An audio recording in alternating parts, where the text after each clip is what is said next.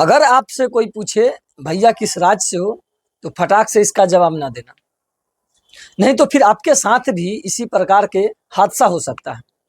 तो आप सोच रहे होंगे कि गजब है यार, अपने राज्य का नाम बताने से मेरे साथ हादसा क्यों होगा। अगर आप भी ऐसा सोच रहे हैं तो हो जाइए सावधान। जी हाँ दोस्तों, ऐसा मैं क्यों बोल रहा हूं, आपको लगता होगा भारत में तो धर्म पूछकर मारा गया था, तो फिर राज्य वाली कहां से बात आ गई। उसके बदले तो ऑपरेशन सिंदूर भी हुआ था।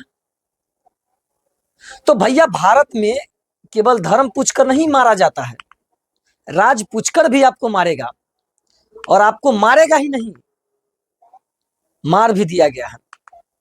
जी हाँ दोस्तों, 56 इंच सीना वाले की सरकार जो है दिल्ली में भी है, गठबंधन के साथ बिहार में भी है, लेकिन 56 इंच का सीना नाकामयाब दिख रहा है। बिहार की सम्राट की सत्ता जो है बेलगाम दिख रही है। नमस्कार, आप देख रहे हैं बीवी न्यूज और मैं आपका भाई विराट विशाल यादव। इस वक्त की बड़ी खबर, नई दिल्ली में खगड़िया निवासी वाली खबर तो आपने सोशल मीडिया पर देखा ही होगा। नई दिल्ली में खगड़िया निवासी जो है 23 वर्षीय युवक पांडव कुमार की दिल्ली पुलिस द्वारा गोली मारकर हत्या कर दी जाती है। ये खबर पूरे इंटरनेट पर कहे तो इतनी वायरल हुई, लेकिन इस पर ना ही बिहार सरकार कोई विशेष जो है कदम उठाई, और केंद्र में तो भाई भाजपा सरकार है, तो वो कहां से उठाएगी। वहीं महागठबंधन की अगर हम बात करें तो उनके जो नेता वहां से निकल के आए हैं, और नेता जो बोल रहे हैं वो सुनने के बाद आपको दिमाग को सन्न कर देगा। नेता ने क्या बोला वो तो आप सोशल मीडिया पर देखे ही होंगे। यह घटना अत्यंत निंदनीय और चिंताजनक है। यह घटना कानून व्यवस्था और मानवाधिकार पर गंभीर सवाल जो है खड़े करती है।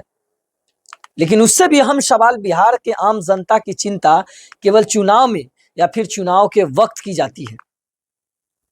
उसके बाद बिहार के लोग मर जाए या उसके साथ कुछ भी हो, उसका जिम्मेदार वह स्वयं होता है। जी हाँ दोस्तों, वह स्वयं होता है। और हो भी क्यों ना, क्योंकि बिहार के लोग को चुनाव के वक्त पैसा चाहिए होता है, चुनाव के वक्त दारू चाहिए होता है, चुनाव के वक्त हर वो चीज चाहिए होता है जो इसको कुछ पल के लिए सुकून दे सके। चुनाव खत्म होते बिहार के लोग मर जाए या फिर उसके साथ कुछ भी हो जाए, सब ठीक होता है। ऐसे ऐसे घटना तो होते रहते हैं भैया। मैं नहीं कह रहा हूं, ध्यान दीजिएगा, यह मैं नहीं कह रहा हूं, यह केंद्रीय मंत्री जीतन राम मांझी जी बोल रहे हैं, और आपने सोशल मीडिया पर इसे सुना ही होगा। सूचना के मुताबिक पांडव कुमार डिलीवरी बॉय का काम करता था दिल्ली में। जी हाँ दोस्तों, लेकिन वही इस घटना को लेकर जीतनराम मांझी जी से बात की गई तो मीडिया के सामने किस प्रकार बयान दिए, आपने सोशल मीडिया पर तो सुना ही होगा कि उन्होंने क्या बोला। ऐसे ऐसे छोटे मोटे घटना तो होते रहते हैं। तो फिर भैया आपको सत्ता में लोग लाया क्यों, जब वही होगा जो हो रहा था, तो फिर आप क्या कर रहे हैं सरकार में बैठकर। केवल चुनाव के वक्त आपको समझ आता है कि आम जनता परेशान है। जीतन राम मांझी जी का इस घटना को लेकर बातें कही गई, ये पूरी तरह से शर्मसार कर देती है। लेकिन हम बात करेंगे कि इस पर तेजस्वी यादव भी अपना टिप्पणियां दी, और इसको लेकर जो है बिहार सरकार पर सवाल खड़ा किए। पहली बात तो आप रोजगार देते नहीं है, यहां से युवा हमारे बिहार के लोग पलायन करके जाते हैं दूसरे राज्य में कमाने, वहां पर उनके साथ कुछ घटना घटती है, और घटना नहीं, ये अपराध होती है, तो बयान क्या आता है भैया। ऐसे ऐसे घटना तो होते रहती है। गजब हाल है। और आप लोग देश, मतलब एक चीज हम कहना चाहेंगे कि देश चुनौतियों से परेशान नहीं है, देश जो आप समझ रहे हैं उसी से परेशान है। तो आपने सुना कि महागठबंधन में सरकार बनने के बाद एक नेता का किस प्रकार से अहंकार साफ साफ सामने आ रहा है। मर गया तो मर गया भाई, यह कोई शब्द है जरा आप भी सोचिए, आपके ही आस पड़ोस के लोग अगर कोई मर जाते हैं तो आप क्या बोलते हैं? दुख जताते हैं। वो घटना जिस प्रकार से हुआ है उसके प्रति सवाल खड़ा करते हैं कि भाई ये कैसे हुआ, अब अगली बार नहीं होना चाहिए। लेकिन हमारे देश के मुखिया मर गया तो मर गया, लेकिन खैर छोड़िए, जो आपने चुना उसके अनुसार आपको मिल रहा, इसमें उनकी कोई गलती नहीं है।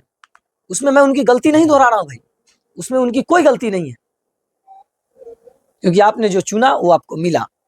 लेकिन अब चलते हैं देश में एक ऐसी वीडियो जो सोशल मीडिया पर तेजी से वायरल हो रही है, वो आपने देखा ही होगा। एक ओडिशा के रहने वाले व्यक्ति ने अपनी मृत बहन की कब्र खोदकर उसकी कंकाल बैंक ले आया, सिर्फ ये साबित करने के लिए कि वो मर चुकी है। जी हाँ दोस्तों, वो अपनी बहन के खाते से जो है 19,300 रुपए निकालने की कोशिश कर रहा था, लेकिन बैंक कर्मचारी बार बार कह रहे थे कि खाता धारक को खुद आना होगा। ऐसा उनके द्वारा आरोप लगाया गया, लेकिन इस चीज को हम पूरी तरह से खंडन करेंगे कि इसकी पूरी जानकारी क्या है, इसकी सच्चाई क्या है।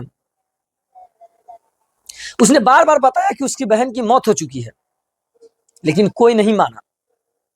परेशान होकर और कानूनी प्रक्रिया की जानकारी न होने के कारण उसने यह बेहद निराशजनक कदम उठाया और मृत बहन की कब्र खोदकर उसकी कंकाल को बैंक ले आया।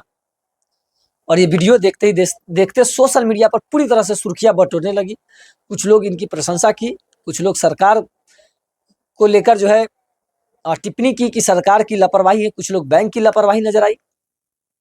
यह घटना न सिर्फ जागरूकता की कमी को दर्शाती है, बल्कि सिस्टम में बुनियादी मानवीय समझ और संवेदना की भी जो है बुरी तरह से कमी को उजागर करती है। आप ये तस्वीर देख पा रहे होंगे कि किस प्रकार से सड़क पर कंधे पर कब्र से कंकाल निकाल अपनी बहन को लेकर जो है माने बहन की कंकाल को लेकर बैंक पहुंचा। यह पूरी तरह से लापरवाह बैंकिंग सिस्टम और मानवीय समझ को बुरी तरह से उजागर करती है। ओडिशा के क्योंझर जिले में ओडिशा ग्रामीण बैंक की मालीपोशी शाखा से जुड़ा एक बेहद चौंकाने वाला मामला सामने आया है, जिसमें एक व्यक्ति अपनी मृत बहन का कंकाल लेकर बैंक पहुंच गया था, जिसका नाम जीतू मंडल है और उम्र लगभग 50 वर्ष है, जो डियानाली गांव का निवासी एक आदिवासी व्यक्ति है। जी हाँ दोस्तों, जीतू की बहन कलरा मुंडा थी, जिसका उम्र जो है लगभग 56 वर्ष था। कलरा मुंडा जीतू की बहन जो थी, उनकी मृत्यु 26 जनवरी 2026 को हो गई थी। उनके बैंक खाते में लगभग 19,300 रुपए जमा थे। प्रयोजक बैंक ने स्पष्ट किया कि उन्होंने कभी भी मृत शरीर की मांग नहीं की थी। उन्होंने केवल कानूनी प्रक्रियाओं जैसे मृत्यु प्रमाण पत्र और उत्तराधिकारी प्रमाण पत्र का पालन करने को कहा था। बैंक के अनुसार जीतू नशे की हालत में था और प्रक्रियाओं को समझने को तैयार नहीं था। घटना के बाद पुलिस ने हस्तक्षेप किया और अवशेष को सम्मानपूर्वक दोबारा दफनाया गया। लेकिन सवाल यह है, मानवता को शर्मसार करने वाली बातें हैं। आप हमारे चैनल पर नए हो तो सब्सक्राइब करना ना भूलें।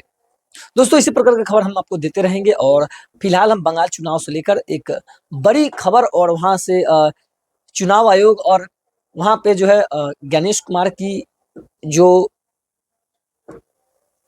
अगर कहा जाए तो स्ट्रक्चर है, उस पर हम बात करेंगे और किस तरीके से हर राज्य में चुनाव के बाद जो है बीजेपी और चुनाव आयोग पर आलोचना लोग करते हैं और कहते हैं कि जिस प्रकार से कार्य हो रही बंगाल में वो कहीं ना कहीं गणेश कुमार की देन है।